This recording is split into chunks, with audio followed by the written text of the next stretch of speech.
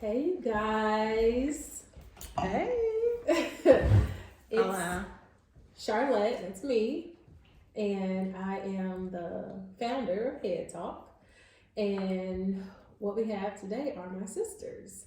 And we're just going to pretty much talk about some of the things that we experienced growing up. And reason being, there are a lot of people who have childhood experiences that kind of stifles their adulthood and more so their young adulthood. A lot of young adults, from what I found, just kind of get stuck in where they come from and what their family was and what they're used to, and they don't necessarily know how to get out of that. So we're just going to talk some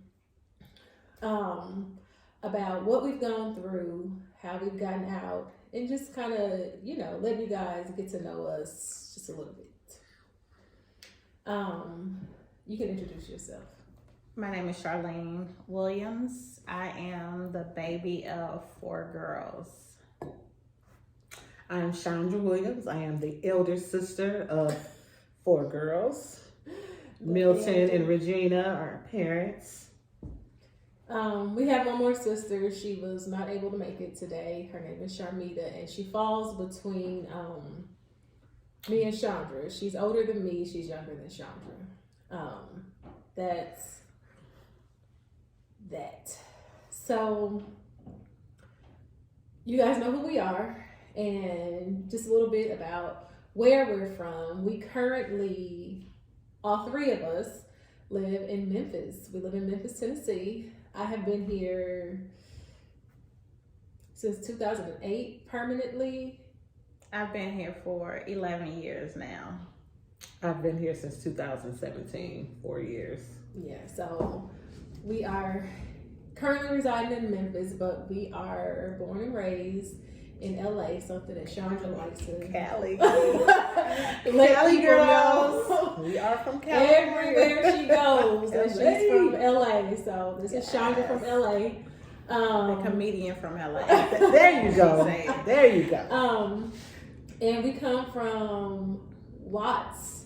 That's a part of Los Angeles that is on the east side of the city. And we were born and raised in the Nickerson Garden housing project. I was actually born in the back of the Jordan Downs, but And I was born at Martin Luther King Hospital. I didn't mean we were all technically born in the Nickerson. But yeah, we grew up in Nickerson Garden projects. What? So we grew up at 9616 Carolina Street. We had a house on the block. Charlene, no, but Charlotte did for a little bit part of her life. So we wasn't born in the projects. We did have a house in Watts, California by the Jordan Downs, right down the street from the Jordan Down project. So I'm actually a cousin of blood. Right? I'm from both So states. for Chandra and Sharmita, they had somewhat of a different experience than Charlene and I did. As she said, this house that we lived in, which was still in Watts, but it was in a different neighborhood. It was in the Grape Street neighborhood. That's an experience that her and Sharmita had with our parents. I was apparently a teeny weeny baby because I don't remember a single piece of it. She used to play in the yard and walk. She was walking. So teeny weeny baby is not true. I was a year old. She was about 2. I was a year old when we lived there, but from 1989 up until we all graduated from high school, we lived in Nickerson Gardens. My roots, my life, all my memories, all my things that made me who I am today were rooted and grounded in the Nickerson Gardens. housing project. Charlene could say the same. Chandra, I mean, I was in the projects with y'all. I was there, but when I graduated in '91, I walked across the stage and I kept walking. So I didn't stay there as long as they did. But Well, that makes sense because we got there in '89, and if Yeah. you were gone by '91, yeah, that's why you don't relate yeah. to it as much as we do. That I makes didn't sense. even I know never you even was thought about gone that. that early. That's the year I she graduated graduated. from Georgia. And I, Wow. Okay. yeah. Yeah. Yeah, so well, there's that. That's why she ain't ever really trying to be down with it. She be trying to be sometimes. Mixing Garden versus everybody. I got the shirt. Thanks, Damu. So we are going to start with Chandra, and just kind of discuss what childhood looked like for us. And we're going to start with Chandra because she kind of spearheaded that whole childhood thing. So, let go. Well, whew, I'm gonna get a drink. Well, I'm saying let me get a drink, but it don't bother me as I guess it did when I was younger, doing what it was that I was doing. As far as childhood, like she mentioned earlier, me and Sharmita got a chance to see the greater parts of childhood because, you know, at that point our parents wasn't on drugs, which we'll get into that later. So the things that I've experienced as a kid, probably up until birth till, well, I don't remember that, but maybe 11. And I think after that is when the drugs and everything hit in the 80s in Cali. And so it kind of put a damper on things. It broke a lot of families. It separated a lot of families, and all the things that we did have as kids growing up. Well, for me, it all got taken away at some point. But I did experience the good part of childhood, you know, for about 11 years, like I said. And then after that, you know, it just went downhill from there. My mother decided to, the house that we were staying in, she lost it. I won't say she decided, she lost it. And from there, we had to move to the Jordan Down Projects. And when we moved to the Jordan Down Projects, I guess they greeted us, and maybe that's how they greet everybody. They threw a bottle of, I don't even know what was in that bottle, through our window. I'll never forget that night. My dad ran out with a big knife trying to figure out who did it. But of course, What do you mean, like when you say a bottle? a bottle of shit, like something in the bottle, Oh, okay. like a big bottle, threw it through the window. With something that looked like Poop. mhm. Yeah. And so anyway, that's what that was. But me, Charlotte, Charlene, and Sharmita was in the Jordan Down Project. So we was there for about maybe a year, and then my mom decided to move to Memphis because that's where she's from. And when she moved, the reason why she moved here is because she thought that she could run from the very thing that made her lose everything, which was the drugs, crack cocaine. And so she moved to Memphis. I didn't go with them. I didn't want to go with them because, you know, I was like a daddy's girl. So I wanted to stay with I wanted to stay with daddy. And so I did for probably about, I don't even think it was a year. It definitely wasn't a year. And I don't know how I remember all this, but it wasn't. Because you usually don't remember. I know, I remember this part. I was Like, gonna say, I don't even remember. I don't think you ever told us the story about the bottle. Yeah.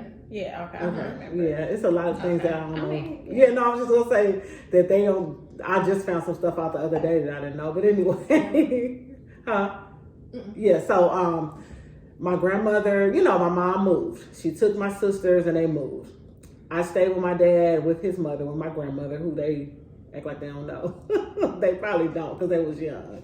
So maybe some months later, my grandmother called me and she was like, I'm taking you to Memphis. You got to go to Memphis with your sisters because your mom has got out there and gotten worse, back on the drugs, you know, and everything like that. So I was ready to go. So I knew I didn't want them to be out there dealing with that alone. So I got on a plane, went to Memphis, and we were staying with my great grandmother in North Memphis.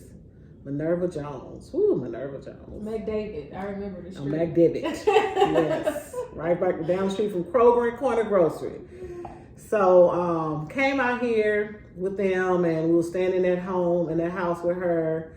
She had foster kids who she loved. She don't really know us. We're just her great grandkids. So when she stayed there, when we stayed with her, she treated us horrible. Like, she didn't know us, but still, I don't think nobody should treat, 4 girls like we were cute girls too, from Cali, of course. And she just treated us horribly, and long story short, cut across the field, we ended up leaving her house because it was just, she treated, like I said, her foster kids way better. We left her house. And let me pick up from there. Okay. This is a good place to kind of explain how we all ended up in Memphis. So, because of that particular situation that we were in as children, now out here in Memphis, and honestly, that's kind of where my childhood picks up, where I remember. I try to remember the times before we got to Memphis, but I can't recall them. I do know that I was 4. I was 4 years old when we got back. Well, when we got out here to Memphis, and the experience was terrible. Like, it was awful. And so as an adult, every time I thought of Memphis, I was disgusted. I could be at a restaurant and it said Memphis Road Barbecue, and I'm like, oh, no thanks. I could see something, I'm watching TV and it's like Memphis Grizzlies. I'm like, oh, I hope they lose.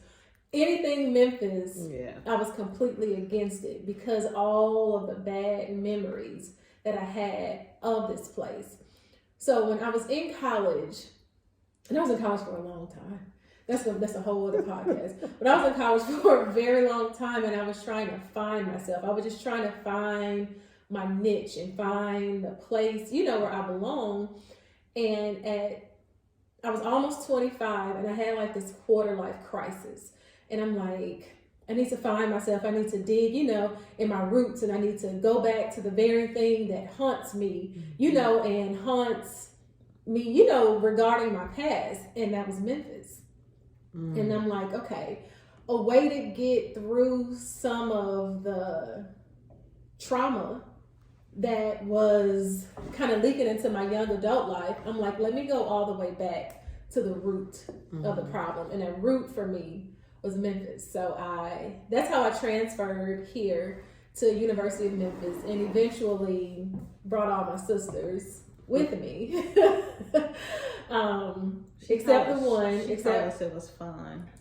Well, it was fun. It was fun in a slow, peaceful, freeway flow way. It wasn't like it was though. I can definitely say that. Yeah, and we partied, level 2, Silver Spoon, Curtis Gibbons. Come on.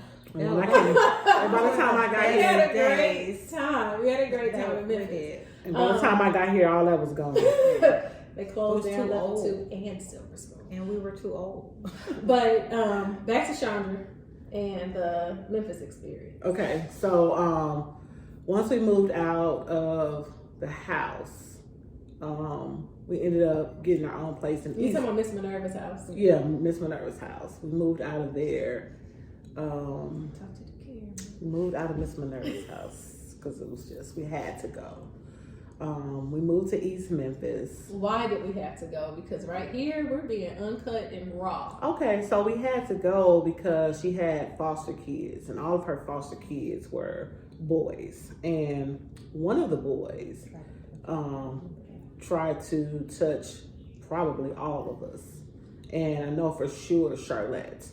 And to the point where we had to go, we had to take her to the hospital and things like that. And once we found out that he had, molested her, we then got out of there. I think that same night we got out of there. And from there, I did skip a whole big thing. Woo! We ended up living in the Salvation Army, downtown Memphis, I think. And anywhere but McDevitt Street at Minerva's house. So got out of there. I think the final straw us staying there, they had a fire. I remember it was a fire At the Salvation at the Army. Salvation I Army. remember that when you left us. Yes, I did. So it was a fire alarm go off, so everybody was evacuating, and not me. I'm more the fight or flight thing. I'm going to flee. I'm going to, woo, I'm going to run at all times.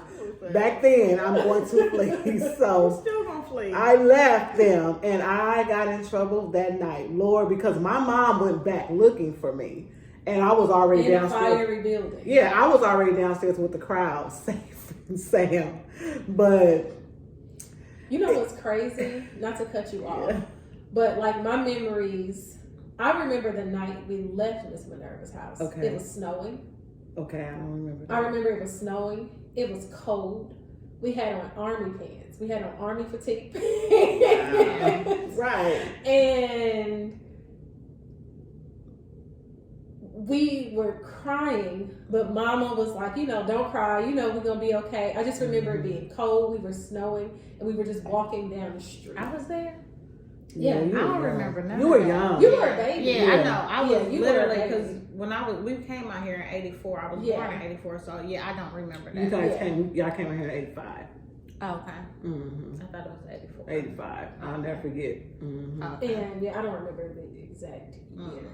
Mm. But yeah, but I remember that. I remember the night when she left us because, of course, there was actual smoke. Like there was actual fire. It wasn't just an alarm. Like it was actual smoke in the Salvation Army, and we all stayed in one room. Mm-hmm. And it was like in the middle of the night, and she woke us up, and Chandra was gone. Like Chandra was gone, and so my mom, ran us all down the stairs, took us outside, and she went back in there looking for Chandra, and we look around, Chandra's already outside. She's safe. I got in Sad. trouble. I mean, it was a good trouble because it was like that kind of trouble where, your kid hurt themselves, and then you just like you worried about them at first, but then when you see that they're okay, you mad because you knew if you climbed up there you was gonna fall. Type of. And I think that trouble was good for you because in that moment you realize the importance of being there for and protecting your sisters. Because from that point on, that's ended up being your sole job. Right. And that's what I was getting ready to say. I was getting ready to say I think that was my last time running. Like I was free. I was free at that moment, finally free, because I think God was saying, because the road ahead of you, it's about to be just you and your three sisters, and your mom is definitely not going to be in the picture. So we ended up leaving the Salvation Army. How we left the Salvation Army, y'all remember? Uncle Mickey died. No, Uncle Mickey didn't die. That wasn't when Uncle Mickey died. We left the Salvation Army after that fire, because at that point it was just like, burned, yeah. So we ended up staying with we stayed with a lot of people. We stayed with JT. JT. I was just gonna say, was that the time when we stayed with JT? No, because I feel like we did not. We stayed in the We stayed in the Getwell Gardens. We stayed in Smoky City with Rod and them. We stayed with Rod and them. We stayed with Tasha, Mario, and Rod. Okay. Yeah. And that's when Mama. Oh, can we say this? Well, Mama was. This is raw and uncut. Okay, so Mama and them, they was in there smoking, and that's when that apartment. So I wonder if Mama started the fire at the Salvation. Yeah, that apartment did catch on fire. Okay, so And it's so crazy because I was traumatized. Like for years, that smell of a burning house in like Smoky moving, City. yeah, Yes, like burning because it wood. burned for real. Yeah, it triggered me. Like I would smell and I'd be like, I hate this. Yes, girl. So that they were still young. So anyway, after that, somehow when the apartment caught on fire, the city gave us an apartment in the Getwell Gardens. So we moved way. The Getwell Gardens was in East Memphis, way away from everywhere. I think Piggly Wiggly was down. Was that Winchester, whatever that long street was? Winchester, Yes. So we moved there, and from there, It was on Winchester. that's when all hell broke loose. Like from there, that's when my mom would be gone for weeks at a time. I mean, we had shelter. That was a good thing. You know, we had our own apartment. For the first time we was in Memphis, that was finally our apartment. You know, rent was $28. You know, my mom was on the county. I think she got checks on the 1st and 15th. And I just remember thinking like, dang, on the 1st and 15th, she gonna be gone for about at least a couple of weeks. You know, and lo and behold, she would be gone. And so, you know, I would just do everything to protect us, you know, to protect us. The reason why I say us, And because how old were you? I was about 13. I was 12 or 13. And I say 13 give or take because I feel like we was in North Memphis for a long time. But anyway, 12, 13. And when she would be gone, like I would put, do y'all remember this? I would put covers over the windows so that nobody would know that we was there by ourselves, and talk to people, like peek through the little thing. Because one thing I was afraid of is the system, you know, the state finding out, you know, that me and my sisters were in this apartment by ourselves. And it was rough, man. Like food, like we didn't have food. We didn't have, I don't know how we got the stuff that we did have, but I remember trading, y'all probably remember this, packs of Kool-Aid to our neighbors for noodles. Mm-hmm. You remember that? And I remember popcorn and peach Faygo soda. Yeah. Oh yeah, we killed the peach. I don't know how. I guess if Mita was here, microwave popcorn from that candy lady. If Mita was here, she'll tell stories how. And this is what I found out the other day, that my other sister would go into the grocery store, and because she couldn't steal a loaf of bread, she would steal slices. And I don't remember. I don't know why I don't remember that. But if she said she did something, she did. Okay, so I was gonna say Charlotte told me that story before, yeah. So she had to. Yeah. So, and I don't even know how I didn't know she was missing, because I was so overprotective, and even with my own kids. But so anyway, at some point my mom got sick with pneumonia, and my grandmother, I remember grandmama coming out here to see about her. And when she came out here, on the 1st and the 5th, because I can't remember which one it was, but one of those checks, my grandmother got all the check, all the food stamps. Man, we went to Mega Market, Piggly Wiggly, whatever one of them stores, and we had food. We ain't never had that much food, because one thing about my grandmother, she wasn't scared of my mama, and my mama was pretty much scared of her mama. I don't think I ever been scared of my mama, but she was scared of her mama. My granny was slick crazy. Like, remember she put a gun out on my daddy, came to his house with his mother and father, and put a gun out on him because he did something to mama. Sure did. But anyway, so that time my grandmother came to Memphis, we had all the food, we had everything. But when she left, it went right back to my mama taking the check. She paid the rent up for 3 months. Again, $28. I hope so. Right. That's what I said. It could have been more than 3 months, but I remember her paying the rent up. We only got like $200 and some in cash, because I think here they give you more food stamps. But I remember the moments where mama been gone for weeks at a time, and I'm just hoping and praying like, I gotta do this, because who else gonna do it? You know, they too young, they can't do it. And so when I think back on those moments, I'm like, you know, it was nobody but the grace of God that we got through and made it through that. Because I mean, it was girls out there. All my friends mostly had babies and everything like that. I don't even remember sleeping with nobody doing that. Of course I was young, so of course I did. But I remember this one guy, Gerald Williams. Yeah, I'm telling you, I always talk about him. Facebook. Yeah, he was a savior. Like, I don't know what he did, but he was standing over there, and Gerald would just look out for us. Like, I didn't have to give him none of that, because I would have remembered. But he would just look out for us, to, you know, buy us things for the house. And I remember him spending the night one time, but we didn't do anything. I wonder why. Maybe because I was too young. Or maybe you don't recall. I don't recall. No, I know. I would have remembered that. I would have remembered, because we always remember your sexual experiences. No, not always. Well, no. Yeah, because sometimes. When you're young, yeah. Well, so at some point, Mita ran away. And the reason why Mita ran away She's not here to tell a story, but she ran away. It was chaos. Like that day was chaos. And see, I don't remember that day. I remember the day. My mama Okay. was high. She was outside, and the way that the Getwell Gardens were set up was very similar to the Nickerson Gardens. It was like a large apartment housing projects type of thing.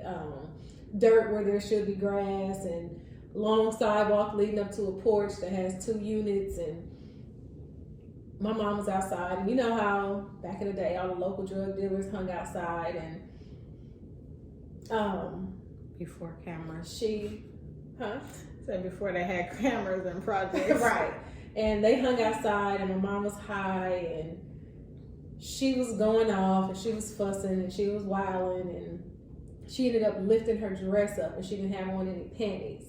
And Mita just got, well, all of us got embarrassed, but Mita got embarrassed to the point to where she had enough and decided that she was going to run away, and I was right behind her.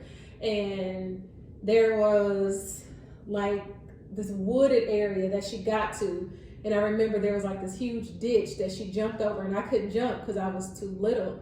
And she jumped and told me to go back, and I ended up having to walk back, and it was a lot. It was chaos. It was chaos when I got back to the house. But like I stated earlier, Memphis in general was chaos for us. It was us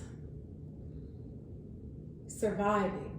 Like we weren't living, we were surviving. Like we were just trying, and all at the hands of a 13-year-old. Taking care of us. She made sure we got on the bus every day to go to school when Charlene was a baby, and my mom would take Charlene with her when she would leave on her drug binges, and they would be gone for weeks. And you know, all we could do was pray, you know, that Charlene was safe, that she was good, because we didn't know. You know, we were at home, me, Chandra, and Mita, we were at home, and you know, we woke up every day, we walked to the bus stop, we went to school. I went to Denver. I know you went to Raleigh, Egypt at one point. Mita went to Denver, then Sheffield. I went to Sheffield too. You went to Sheffield too. And I know when Mita was at Denver Elementary with me, she got paddled like every week. That's when they used to be able to hit you at school. And they would call me from my class because they had to have a witness, I guess. I don't know. But so those were all the memories of Memphis. It was strife. It was chaos. It was loneliness. It was sadness. It was confusion. It was survival. Like, you know, we were surviving. And I'll never forget the day our cousin came, Daryl. And he came and he got us. And he moved us in with himself and his girlfriend and her 2 daughters. And that was the best experience that, oh my God, God shined a light on us and finally, you know, rescued us out of a really fucked up, excuse my language, but a fucked up situation is no better way to say it. And we stayed with him until my grandmother sent for us. We took the Greyhound back to LA. And we moved in with my grandmother. And again, this was 1989. We moved in to the Nickerson Garden housing projects with her. The 4 of us, plus my mother, moved in with my grandmother and my auntie in a 1-bedroom apartment in the Nickerson Gardens. And Charlene can talk about that, because I'm sure those are the parts where she remembers. Yeah, that's where my life started. No, actually, my life started at Durrell House. Okay. My life started where I remember at Durrell House, and we had a tornado. We had a tornado. I remember the tornado, and remember that walking Wendy? yeah. So a And she started tornado. talking. Yeah. So in Memphis, they like a lot of houses have like this room with no windows. So that's where my life like really picked up. And it was a tornado. We all went in there, and somebody had a walking Wendy, and she was like this tall, like as tall as you. And this Wendy started That's talking. why you so scary. Yeah, I don't like the G The Wendy word, dog was where? which is ghost. The walking Wendy was in that room. Yeah, What and room? the dark room. It was a dark It was just room. like stuff in the room. Yeah, it was. I don't know, but it was dark, and the sirens was going off, and then it was like she was like Wendy. I was like, oh shit. So that's why I'm so scared. But there, I remember that. I remember Daryl. He accidentally. Well, I don't know what they did. I don't know if they like took some bikes and went somewhere they wasn't supposed to go. So he fake whooped us. So he made us all bend down on the table, and he hit the table, and I'm just crying and crying. And he was like, "Shut up, because ain't nobody whooped y'all." so that, and then like she said, 1989 when we moved to Watts. I think that's where my life. I was 4 or 5. That's when my life kindergarten at 112th Elementary started, and. My mother used to try to walk me to school.